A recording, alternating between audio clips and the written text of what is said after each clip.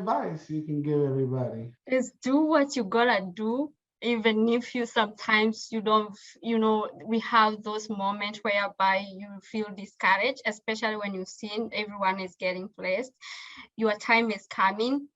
Do what you gotta do. And when it comes to preparation, like the Mika said, create those note cards, and also have like a group where you have accountability. Like for me, I had Lynette and Gladys, like they were accountable, and then every day we would, like me and Gladys, every day we would light today before we sleep.